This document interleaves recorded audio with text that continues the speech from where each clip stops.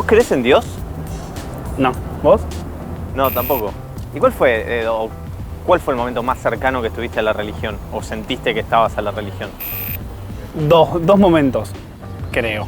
Uno es cuando era muy chico, iba a un jardín de infantes católico y me llevaban a misa o algo por el estilo y vi la imagen de Jesucristo como muy sangrienta, o sea, y me llamó mucho la atención eso y la explicación me pareció, creo que hasta el día de hoy me la acuerdo. Y después, años más tarde, yendo a ver iglesias en Roma, tengo como esa sensación de una tranquilidad ridícula, porque entendí que es un proceso cultural necesario.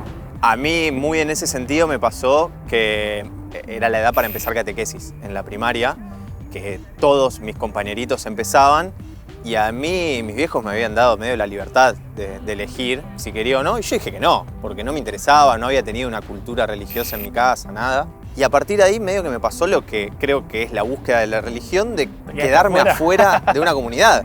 Y era una comunidad que una vez por semana se juntaba, tenían una actividad en común, había toda una cosa alrededor de todo eso, sentían esa pertenencia y yo estaba fuera completamente. No creo en Dios. La verdad que creo que por la forma en que fui criada, si bien vengo de una familia judía, la verdad es que nunca mis padres me inculcaron esa creencia y me considero agnóstica.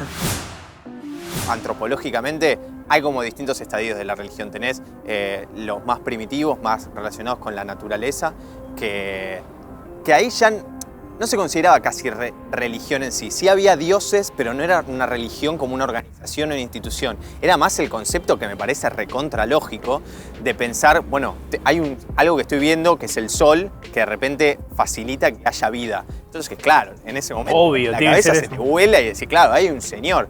Pero no había ese respeto, no había de los seres humanos hacia eso, en el sentido de adorarlo o de entender que era una deidad, sino era más como alguien suprahumano, claro, de alguna manera.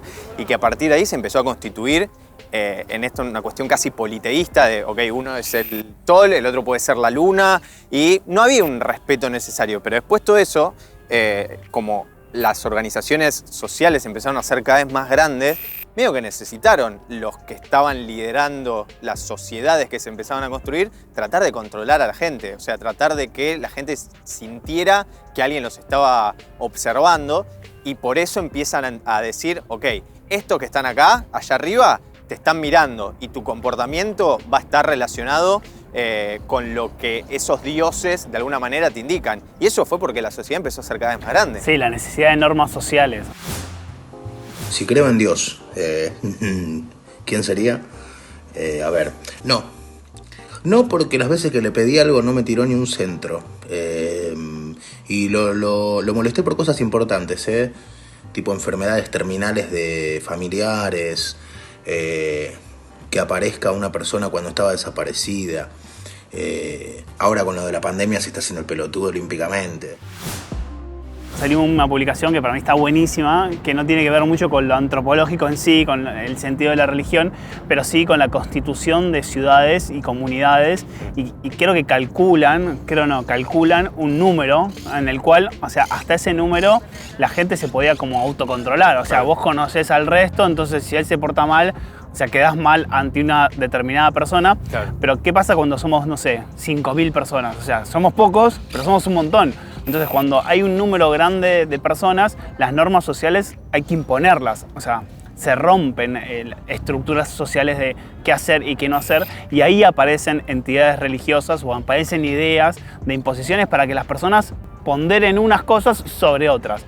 Lo cual es bastante lógico. A mí, leyendo eso y sin ser un experto obviamente en el tema, me parece como fascinante la idea de cómo esa idea primitiva, o sea, se pudo sostener en mega comunidades. Hoy ya no existe una sola ciudad en sí grande, sino que estamos tan conectados que todos, o sea, nos podemos autocontrolar. Y pese a eso, sigue existiendo una norma. Bueno, y en ese sentido también está bueno ver cómo de esas sociedades que se sentían disciplinadas, o por lo menos antes eran más politeístas, como mucho más liberales, como mucho más libertad, y todo eso se fue transformando en algo casi monoteísta y disciplinador.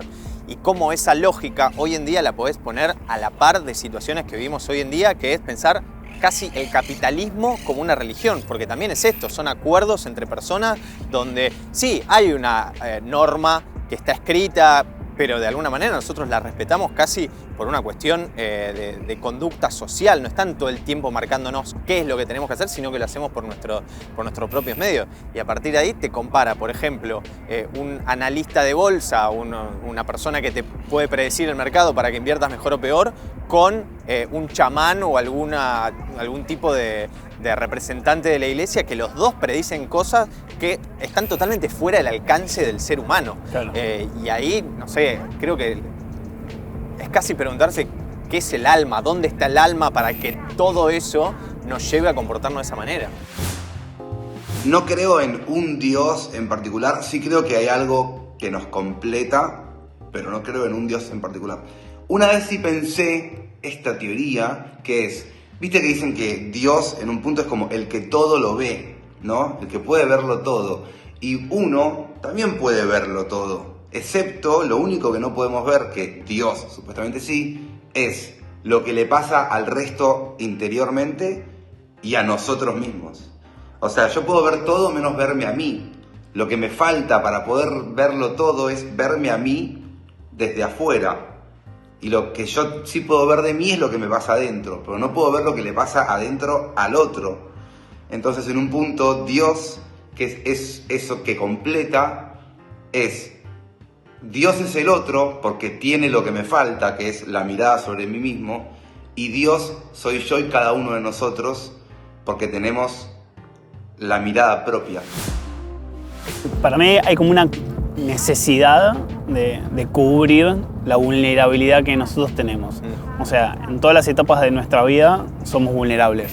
O sea, no tenemos tan presente esa vulnerabilidad, pero sí, nos puede pasar cualquier cosa. O sea, en este momento se nos puede caer un árbol, puede caer un meteorito o puede haber una pandemia, lo que sea. Y cuando no podemos manejar eso, o sea, y cuando somos conscientes de eso, o sea, necesitamos creer en otras cosas, o sea, armar predicciones, tener ciertas certezas. Y la ciencia, por lo menos en ese sentido, no da certezas, da incertidumbres todo el tiempo. O sea, te genera más preguntas. O sea, hace correr la frontera de la verdad, pero no a partir de cuestiones muy certeras. Y creo que la religión ahí viene a cubrir una necesidad humana. A mí me fascinan siempre las investigaciones que hay sobre personas muy religiosas, o sea, sobre personas devotas.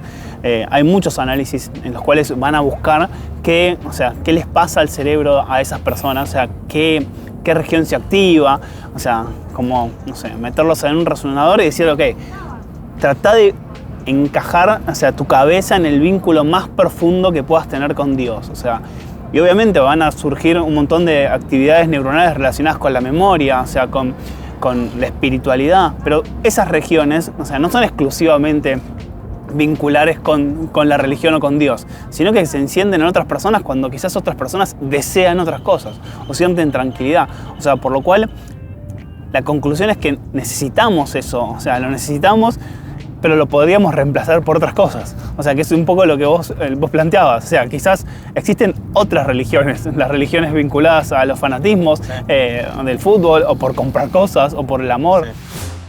A ver, si creo en Dios.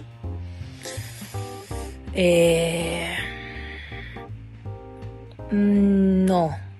Pero tengo que reconocer que hay momentos en que acudo a algo y pido. Yo es más al universo, pero y capaz que uno le pone como figura de Dios como para que vaya direccionado para algún lado, pero en sí no es que creo. Quizás las personas con mayor cantidad de carencias, ya sean físicas, materiales, emocionales, son las que más se terminan volcando a la religión.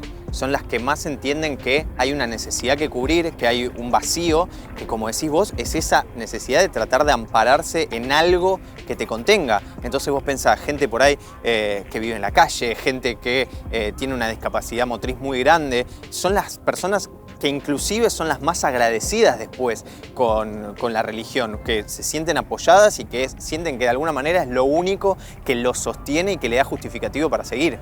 Y en este sentido de por ahí reversionar las religiones o volver a revisitarlas para una cuestión casi científica, es muy loco lo que me parece que últimamente está pasando por ahí con el budismo y la meditación.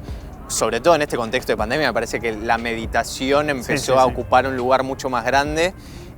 Y el budismo, que tiene miles y miles de años, inclusive más viejo que el cristianismo, tiene un concepto muy bueno que es el de llegar a ese estado de nirvana absoluto, que después tiene un montón de sustento científico que te dice, sí, pará, tu cabeza se comporta de esta manera porque evolutivamente llevaba a cabo ciertos patrones que la conducta hizo que pensara así. Si vos dejás de pensar y te alejás de eso y dejás de tener esos deseos que se te fueron imponiendo por una cuestión de evolución o de psicología evolutiva, bueno, vas a llegar a eso. Y es una cosa que hoy en día está recontra estudiada y que en ese momento lo planteaban casi como una cuestión natural de desprendete de esa situación. Sí, una de las cosas que vos hablabas que me quedé medio anclado, que es que hay como una correlación entre los países más pobres, los menos educados, con la mayor cantidad de pregnancia de la religión. Claro. O sea, los países que tienen, de hecho, son los países que tienen, por ejemplo, más hijos per cápita. O sea, hay una carencia de información o de relevar tu entorno para decir, ok, o sea, si no tengo tantas posibilidades no voy a crecer de esa manera, y son los que están más vinculados a la religión. Entonces, ahí es como... Es rara la asociación, porque ¿qué es? ¿Es que la falta de educación nos hace volcarnos a explicaciones porque no entendemos qué nos está pasando? ¿O es que ante esa desesperación la religión viene a ayudar y acompañar a esas personas? Eso es muy difícil de saberlo, pero sí que hay una correlación muy directa. De hecho, los países que podríamos decir con mejores valores o más desarrollados, o sea, los que tienen más niveles educativos o los que tienen más profesionales, son los que están más alejados de la religión, pero también están más alejados de la maternidad o de la paternidad. Claro. Son los que tienen menos hijos, o sea, porque ponen foco en otro lugar. No creo en un Dios, creo que hay tantos dioses como personas en el mundo y cada una y cada uno le pone esa fe en el formato que quiera, en el molde que quiera.